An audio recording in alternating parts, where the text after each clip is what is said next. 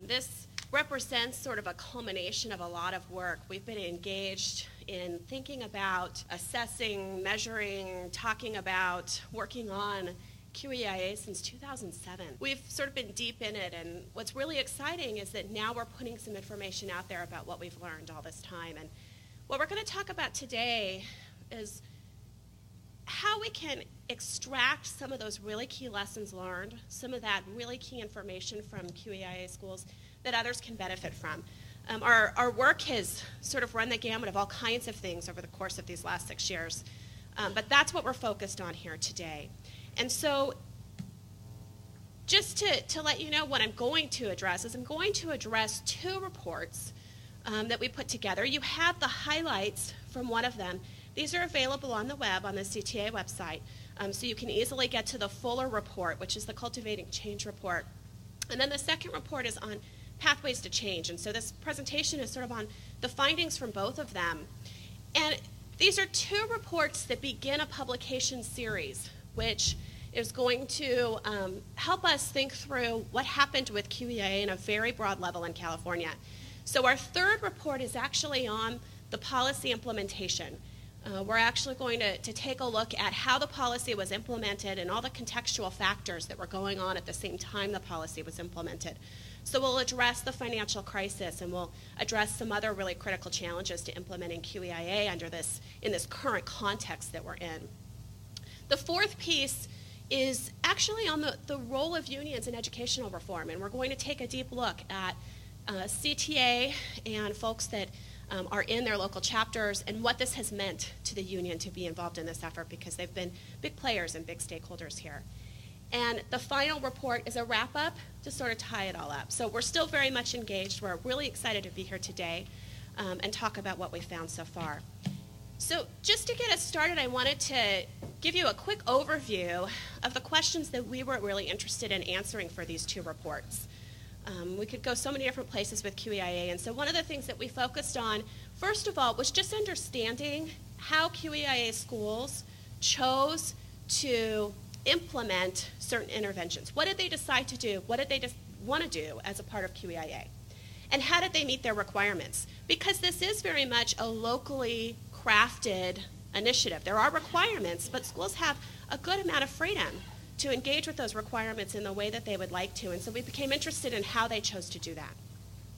We also became very interested in the challenges that schools might face as they embark on this huge endeavor. I mean, the journeys, in educational reform are huge. You hit lots of roadblocks, you hit lots of barriers, and we wanted to know what those were, and we also wanted to know what the impacts that were perceived by stakeholders were.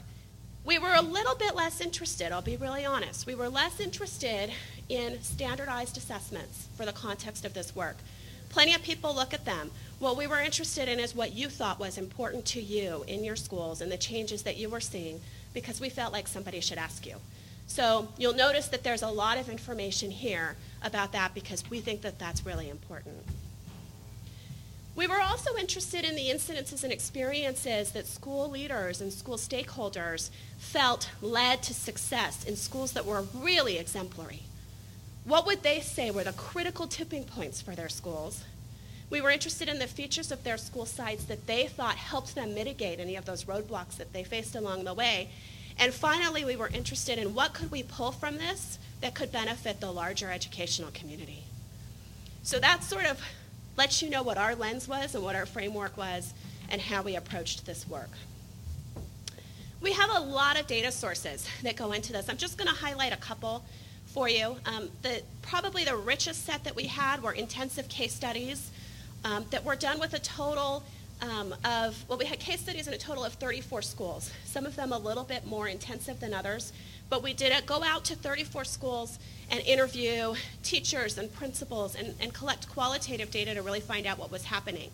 We've done interviews with school districts, with the folks that would represent QEIA at the district level or are most connected with QEIA. We've done interviews with county reps that are serving to work with districts and schools.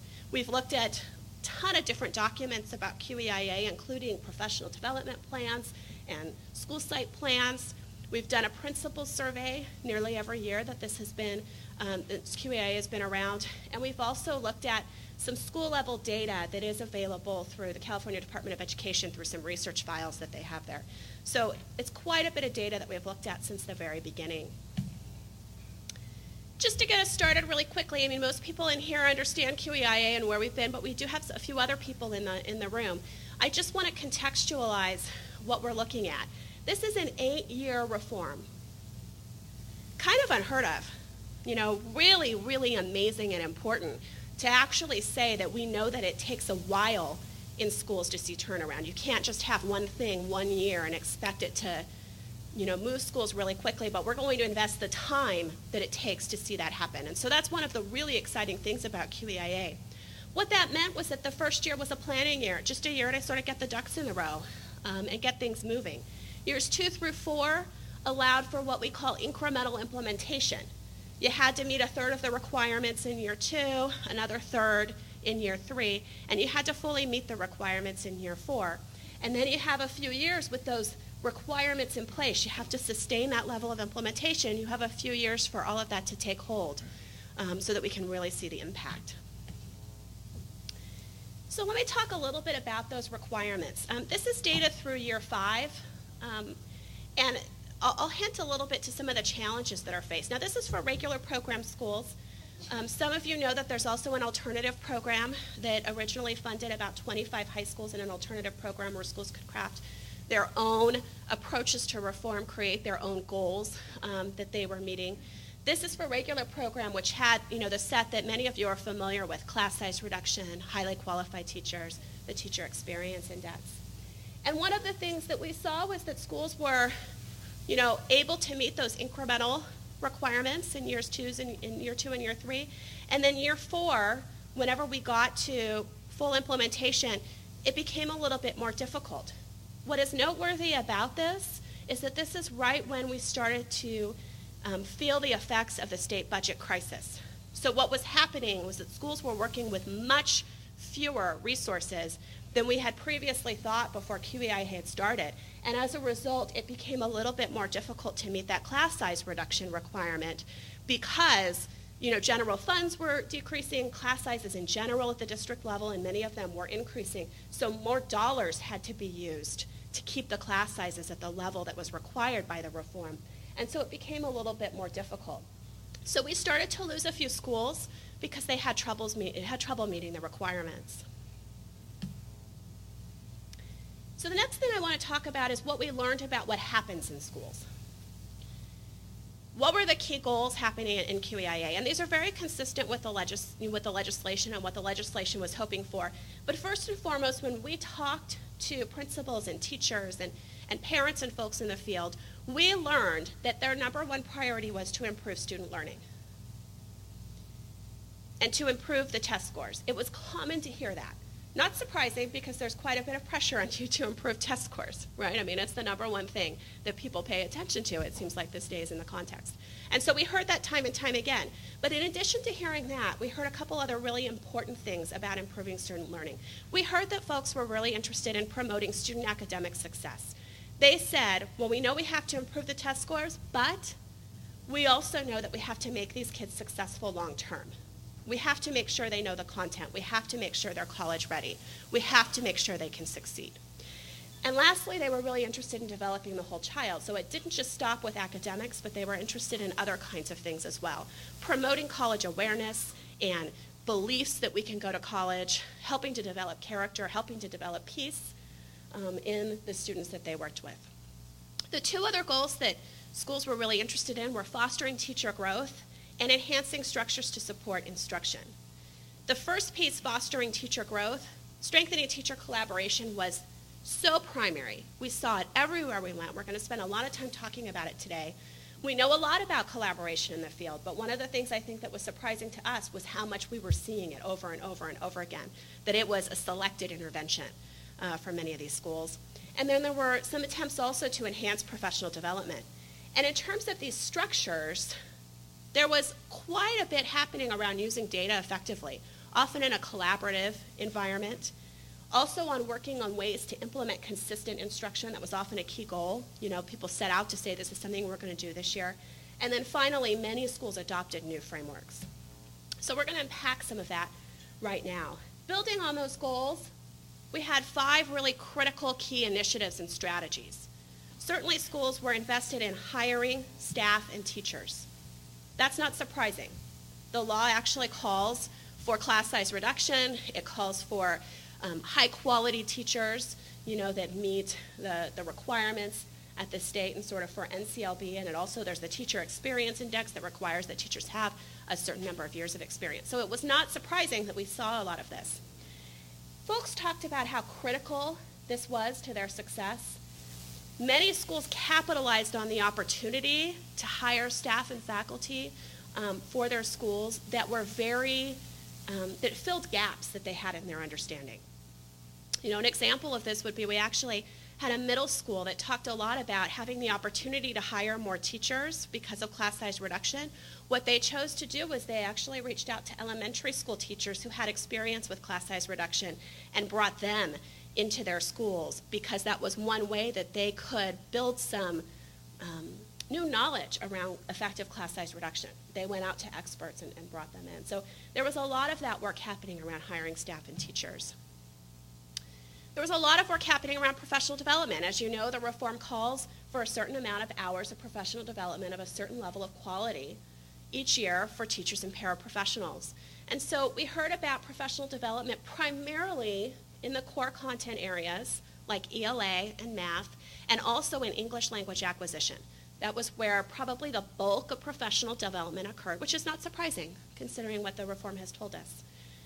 We also became interested, though, in this idea to pull from the lessons learned. We wanted to find out what makes for good professional development then. The reform certainly mandates that you have it. We all know that there's good professional development and then there's not so great professional development. So we became interested in sort of figuring out what's really effective. And we found a few things that are consistent with the literature.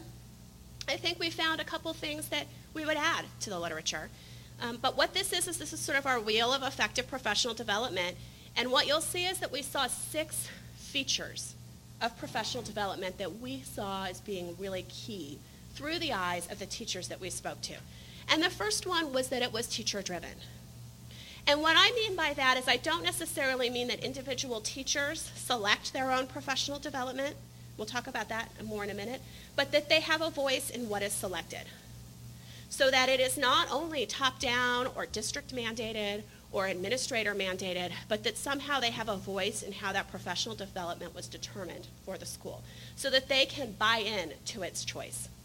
And what that does is that leads to professional development that is more personally relevant for teachers. They feel like it is on track with what they need. They feel like it is connected to what is most important to them. So that personally relevant piece was another feature. The third piece, though, was that it was coherent, that it was cohesive and focused and tightly aligned with what the school needed to do. And that's why this idea of maybe individual teacher-driven doesn't always work, because somehow we have to make a decision as a staff of how are we collectively going to work towards our improvement.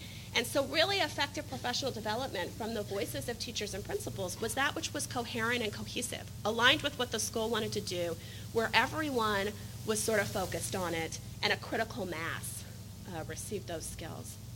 High quality, of course, really important. And by high quality, what we really mean is that it had organized and useful materials, sort of something that's kind of common sense, but that there were also opportunities to collaborate with colleagues in the context of the professional development. It wasn't just sit and go. You actually got to work hands-on in the context of the professional development to collaborate. We also were interested in hands-on practice. Teachers really wanted to engage at the actual professional development, reflect and get feedback during the training, not just after. It obviously needed to be based on sound principles and research. So folks wanted stuff that was rigorous. They felt like when they went, they knew if it was of high quality in terms of evidence-based, and they wanted to see more of that. And then finally, folks talked about how important it is to have a knowledgeable expert with good training and facilitation skills. They said sometimes they ended up in sessions with really just didn't have people who were very charismatic or engaging and didn't really know their stuff. And that makes it so much less effective, sort of a waste of time to be there. So that's what they meant by high quality. And then our two final features, the first being support and feedback. This is that ongoing support and feedback you get when you go back to school.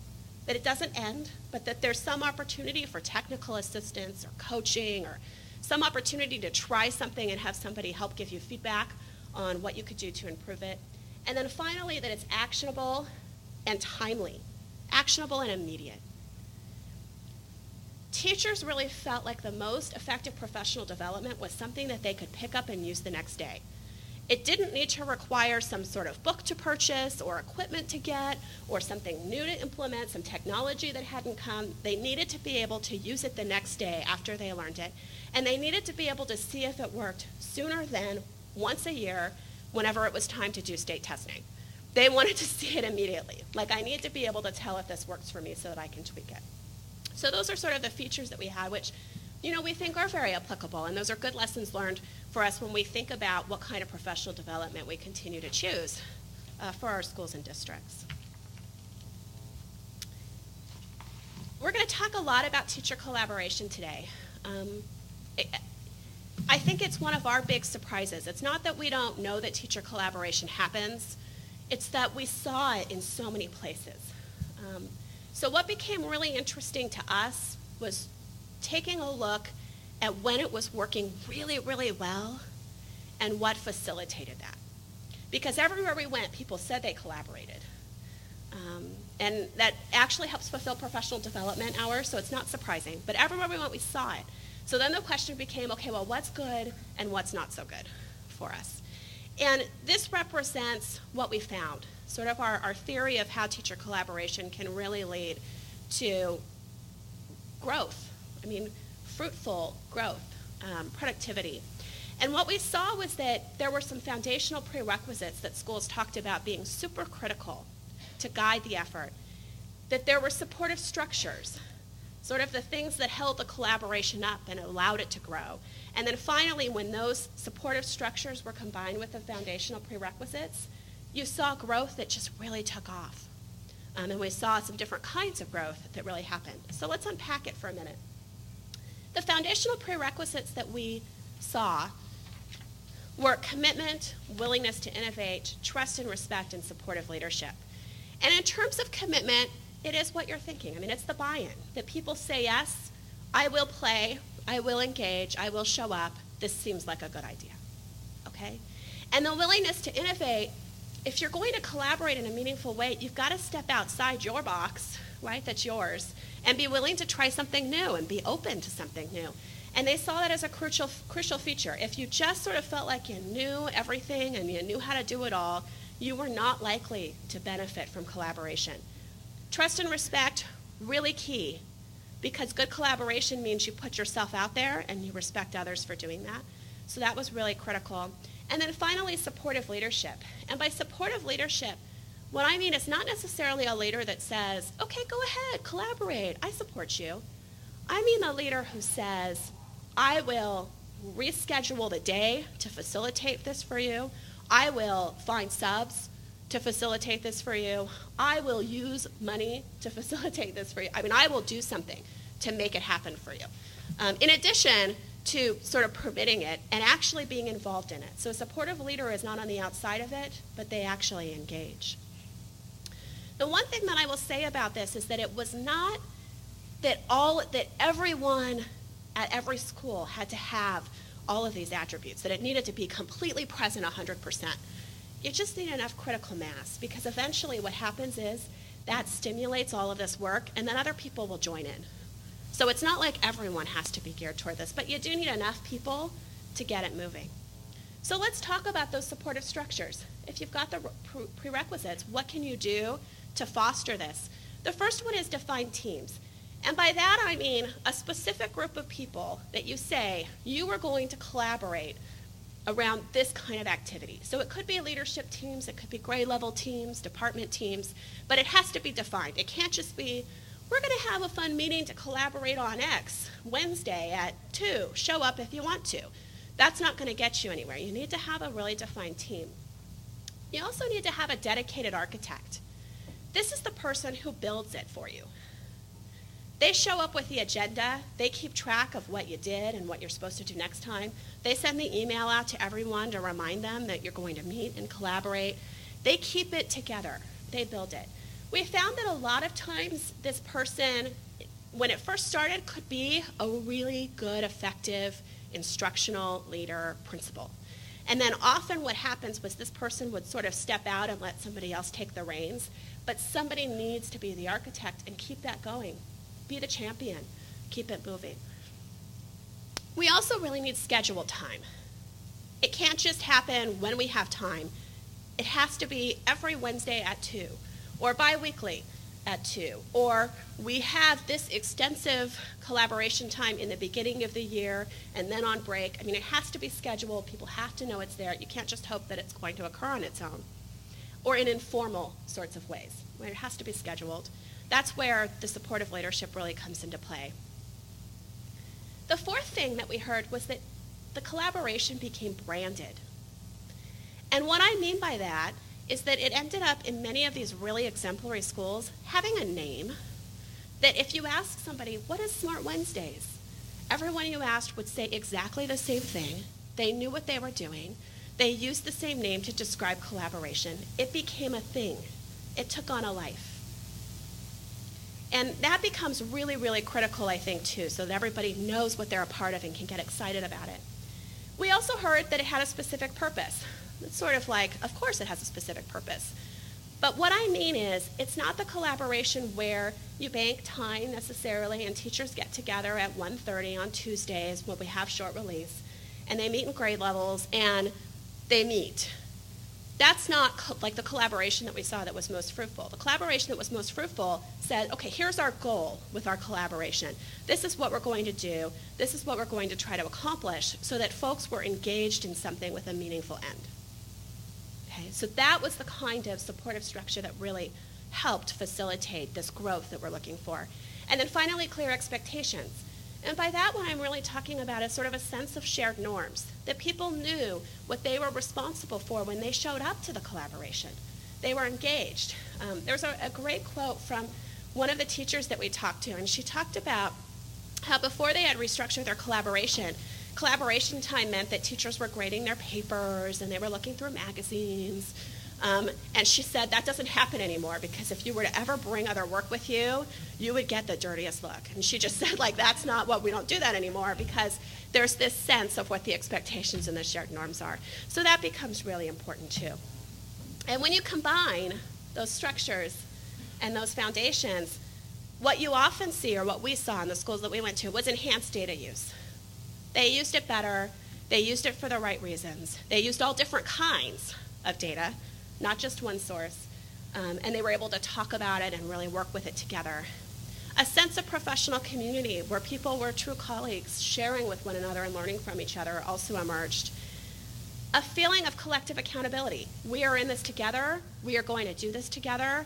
I'm accountable to show up and work on this with you, and you're accountable to work on it with me. Also became really present. And then finally, more cohesion and coherence. As teachers spent more time together in these meaningful collaborations, what happened was that you saw more coherence across grade level, or coherence and cohesion across department, that you also had better translation, from 3rd grade to 4th grade, and so on, that the school was sort of guided and glued together around the same sorts of ways to approach instruction, and there was much more alignment. I don't think that we can not talk about QEIA without talking about class size reduction. And so, I should give you just a quick little, a sense of the lens with which we were looking at class size reduction. We know that there are lots and lots of studies that ask the question, does class size reduction work? There's lots of literature. Some people will say there's mixed results. Some people will say there's positive results. They'll talk about which students it seems to work for. With others, but these are large-scale quantitative studies that never really dig in and say, well, what happens? The studies that exist right now reduce the class size, and then they look at an outcome. And the doors close, the teachers go in their rooms, and then they teach. And so we became interested in, okay, well, what do teachers say actually happens because of class size reduction? And what are those other perceived impacts so that we could talk about something other than what has been talked about in the past. So this represents sort of our model of what happens with class size reduction in terms of impacts. And I'm going to unpack this a bit in a minute because that's pretty unwieldy. But the immediate result that teachers told us about that comes from class size reduction is greater ease of classroom management. You reduce class size, you're going to see greater ease of classroom management. You don't really have to do anything to get that. It's just going to happen for you as this immediate benefit that you can reap. And what that does for you is it helps you, that the classroom is less chaotic, your instructional flow is easier, it's easier to transition students from one thing to another, you have less discipline behavior or less disciplinary issues. It provides a really important impact. What happens next is that this ease of classroom management results in three things generally, according to teachers. Better learning environment. Folks often talked about how because it's less chaotic in the classroom, it's a lot easier for students to stay engaged because there's not much going on. There's not as much to distract them so that they can engage.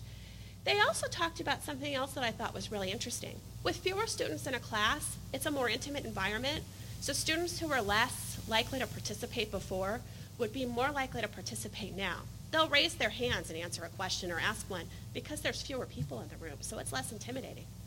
So it led to some really important increased student engagement because it did that from the perspectives of the teachers. It also leads to more instructional time. If you're spending less time moving kids around and dealing with disciplinary issues, you have more minutes to deal with instruction, in the classroom. That's an immediate result, what we would call a level 1 impact in our work. And then finally, it leads to decreased workload for teachers, which is a really big thing. There's less to grade. If you don't change your grading or change your assessment, there's less to grade, there's less students to attend to. The decreased workload, led by and large to a huge increases in teacher morale for the folks that we talked to. It felt better to come to work every day, frankly, which is a huge and important thing, I think, for teachers here in the state of California. And what I will say about this was these level 1 impacts are profound and important. It can stop there. Class size reduction will give you this. And you could see why perhaps you may not see huge gains in student achievement if you stop with this. You may see a few, right? But if you stop here and you teach the same way that you've been teaching, right, all along, you'll reap these benefits. Your classroom will be a much better space to work in. But we did find that there were some teachers who capitalized on this decreased workload, this additional instructional time, and this better learning environment to do something new. And that something new, they felt, was where their classrooms really took off. So we're calling these level 2 impacts in our work. And the idea is to capitalize on this additional instructional time, capitalize on this decreased workload to vary your instructional methods, assess and review data, and work on strengthening the relationships with your students. And we saw that teachers would talk about varying their instructional methods. They would meet more in small groups. They would do more dyads. They would do more one-on-one instruction with students. They would have student-led lessons where they wouldn't have even touched that before. And one of the reasons why is because there are fewer disciplinary issues in the classroom, so they can take that risk. They can meet one-on-one with a student because there are only 19 other kids, as opposed to 30 other kids. So there's less risk for something going wrong. So we saw them varying what they were doing in their classroom. The other thing that they talked about was that because they have less to grade, they were willing to do more rigorous assessment and do it more often so that they could use the data because it wasn't this cumbersome task. I can really relate to that. I'm a professor at USC, and right now I have 26 papers to grade. And I'll tell you, I will clean my house. I will make a big dinner for my family. Those papers are sitting there, and I just don't want to go near them. So that idea of reducing load, I may be tempted to add more assessments if I felt like I wouldn't have to grade these huge things every once in a while. So we saw that happening as well. And then lastly, we saw teachers reach out to work on strengthening relationships with their students. When there are 20, it's a lot easier to develop that relationship and reach out to do it than when there are 30 or more. I mean, there's just so many people to touch. Dean had trouble hitting all the tables, right? There are more people in the room. So building those one-on-one connections become much easier when there are fewer. When these orange circles happened, this is the actual change in the classroom due to class size reduction, we saw that teachers felt like they had higher quality instruction. They were differentiating, they were meeting student needs. We also saw that they felt that there was greater awareness of student needs. They felt like they knew their students. They had confidence around what they were doing because they actually knew, what John needed, and they knew what Louise needed. They knew those things now, where before they weren't necessarily always very sure. And then finally, increased student engagement also improves as we have sort of this more diverse instruction in the classroom. So the last sort of area of initiatives that schools chose to implement as a result of QEIA were various interventions that were targeted in particular at working with the students in a variety of ways. The first thing that many schools attempted to do was to find more time for core instruction. And so they rescheduled things, they adjusted the master schedule, they would put in different tutoring blocks at lunch or after school, they would have Saturday tutoring. They did a variety of things, all for the purposes of having more time for that core instruction because they knew they needed it, particularly for struggling readers. There were a number of schools who implemented new technologies, smartboards. We saw a lot of smartboards. We also saw polling systems being implemented by and large as a result of QEIA.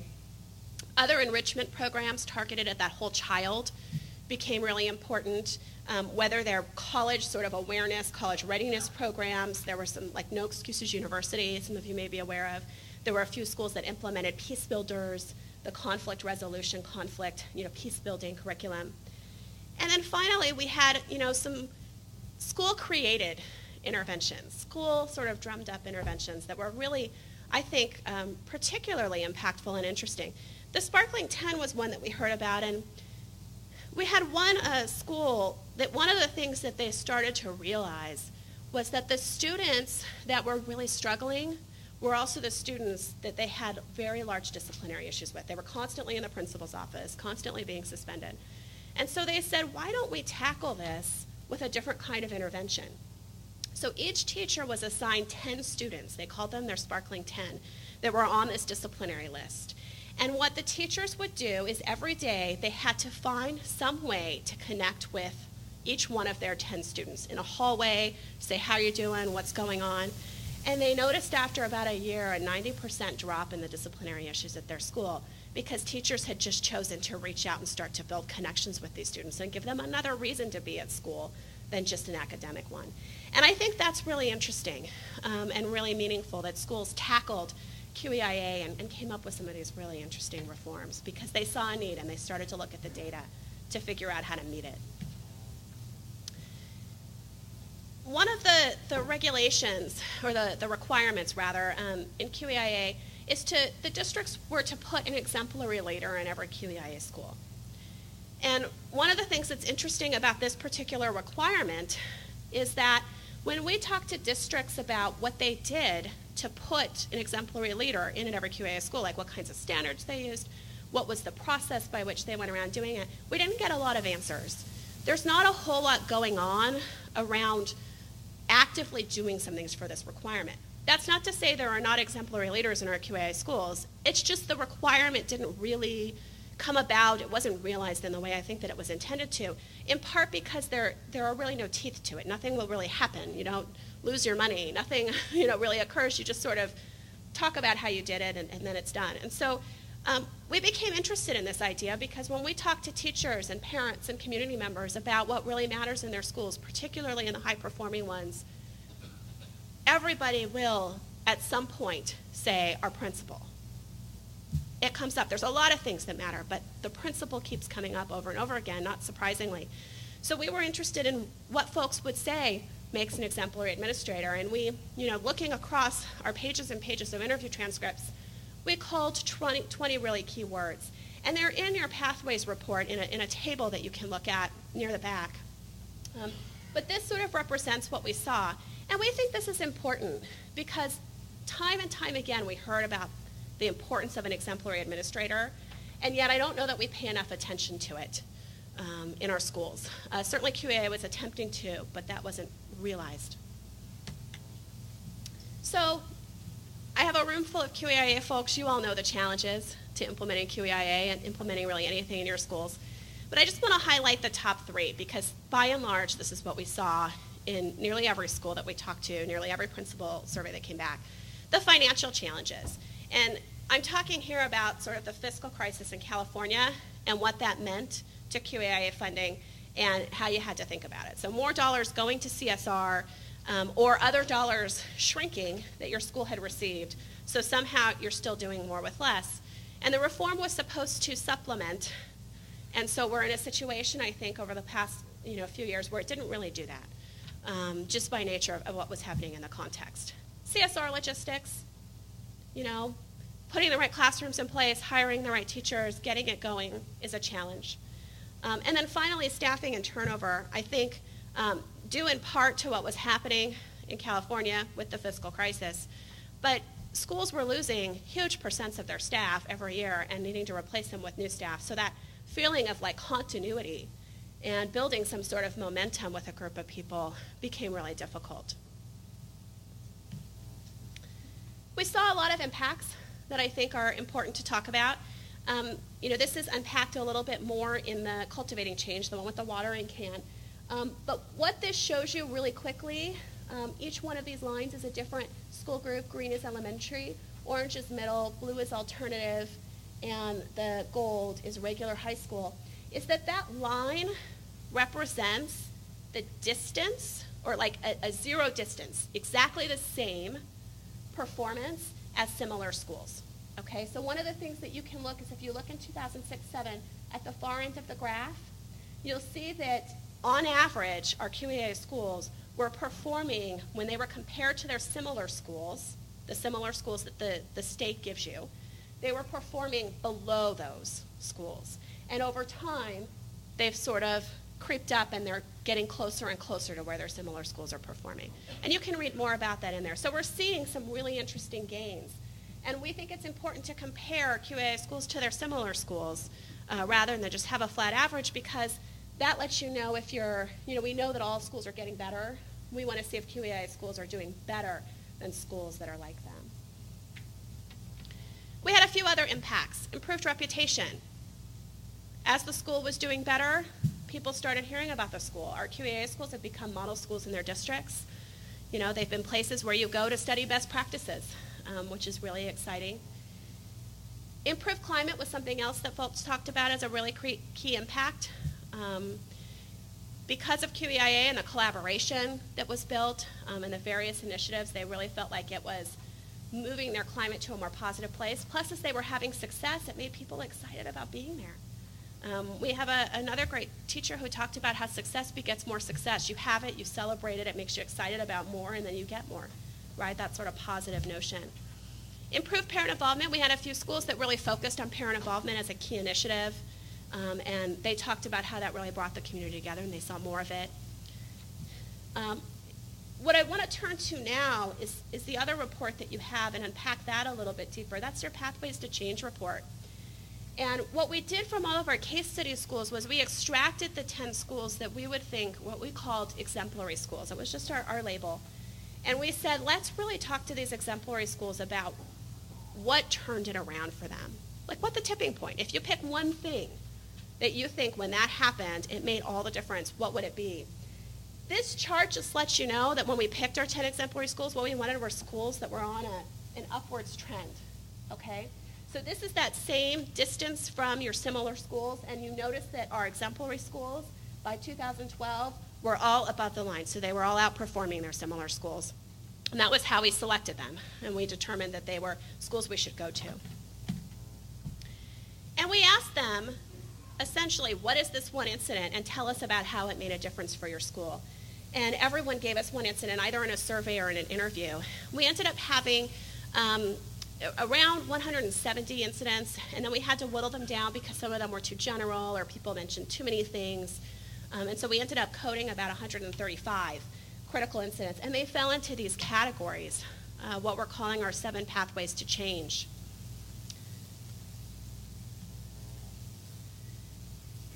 And what our exemplary schools told us was that reducing class size was a huge pathway.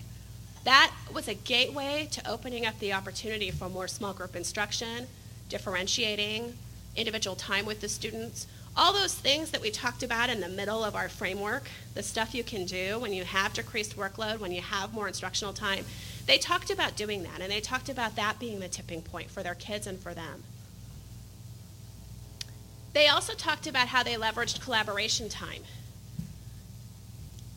It wasn't the collaboration itself that was the incident. Collaboration was the gateway that allowed them to do 3 critical things, and it was those 3 critical things that led to change. Actually planning together, sitting down and saying, what does this year look like for us here at our school, and what are we going to do? So that there was some sense of alignment, aligning the instruction after that planning, and saying, what are we all going to do? What are we all going to teach? And then finally sharing practices so that when things didn't work out, people said, hey, I'm stuck. Can you help me? And collaboration provided the mechanism for those 3 activities, and those 3 activities are really our pathways. Responding to student needs. And with this particular pathway, what was happening was that schools were crafting specific interventions for targeting their struggling learners and really going after it. They said, we know that that student is struggling. We're not going to just wait until the end of the year. We're going to go after it. And you heard them talk about this over and over, looking at the data and really, really crafting things to respond to those student needs. Building local accountability was another pathway, and I think this is really important because there's plenty of top-down accountability. There's plenty of people telling schools, what should you do, and here's how we're going to hold you accountable. But in our really exemplary schools, what they talked about was how they built their own local accountability. They set very ambitious and reachable goals. They communicated them broadly. They said, this is what we're about, this is what we're doing. They measured their progress and communicated that broadly as well to say, hey, we're not where we want to be, or look, we need to celebrate our success. And they expected people to show up. And you heard this feeling, and you often heard teachers and principals talk about how there are no excuses here. We're in this together, we're all doing this. And it became about that local accountability driving the school forward. Recognizing and rewarding students, we had a number of exemplary schools that put programs in place for the sheer purpose of recognizing and rewarding their students. They had halls of fame, they had assemblies where students that were doing particularly well were rewarded. They gave students rewards like lunch tickets and other kinds of things to incent them. And the sheer purpose was to reward. And they found that really, really critical. I'll say one other thing about that. In a couple of the schools that we went to, they talked about how it also shifted the culture of the school to one focused a little bit, one focused on academics and teaching and learning. Because when that recognition and rewarding was focused on actually, doing well in school, it shifted the students to think about that and sort of brought the whole school culture around to be thinking about that too, including the parents, because the parents also became really invested in the reward system. Using student data to intervene. There's been a lot in the last few years about data-driven decision-making, 3DM, and all the different data that you can look at and how you can make all these decisions. And, I'm a data person, obviously. This is what I do for a living, and I like data. But one of the things that we found in exemplary schools was they didn't just look at data because the data was there. And I feel like that happens in some schools because the capacity isn't even there in some cases to know what to do with the data. You get reams of it if you ask for it, or if you have one of these like software programs that just spits data out constantly and you're benchmarking all the time. But that ability to be able to look at the data, interact with the data, extract what you need from the data, that's a really intense skill. And so I think one of the things that we learned was that in the exemplary schools, they figured that out. They brought in data specialists. They had huge amounts of training. They had a principal who was a data person. They actually built the capacity around doing it. The data wasn't just given to them. The data drove them in a really meaningful way. And then finally, strengthening leadership. We've already talked a lot about exemplary leaders. One of the things that we heard was that people talked about a change in leadership being a really driving force. Somebody new would come in, and it made all the difference. And they talked about that. in a couple schools. I'm going to end in just a couple minutes, and what I want to talk about right here is that we did ask our exemplary schools, okay, well, how do you get over the roadblocks? Because there's a lot of them. We saw them, CSR logistics, financial challenges, and they talked about these 5 critical features that really help them fuel their journey, and they were common across the schools. Having that exemplary leader that fit those 20 characteristics that we told you about, having a common vision that gets everybody on the same page, being willing to change and innovate, open, ongoing, transparent communication about everything that's happening, and that relentless drive and dedication. We're not going to give up. We're in this together. We're going, there are no excuses. All of our kids here are going to have the best experience they can have, and we're going to help every child here learn to read. Those kinds of messages. So today we're going to spend a lot of time, I think, on the panels, and then also in small groups at tables talking about what you can do with this to cultivate your own change. Just 5 things that I would say that are things that any school can do with or without class size reduction, with or without QEIA. Collaborate, but collaborate with those prerequisites and those with those structural components, because if not, you may not see what you want to see, the leaves on the trees sort of growing. Find ways to build local accountability. Set real goals, hold people accountable to them, be really transparent about what they are. Work on finding new ways to understand your students, whether it be through data or building ways to strengthen relationships. Build infrastructure so you can get to know your students better, so that the interventions that you put in place are better targeted and more focused. Work on leadership, both at the principal level, but also your grade level leaders and your department chairs, because that leadership is huge to really keep things moving. And then finally, choose professional development and training programs that are aligned with those effective features. Don't just choose what's out there today. Pick something that is very targeted and cohesive for your school that's aligned with those effective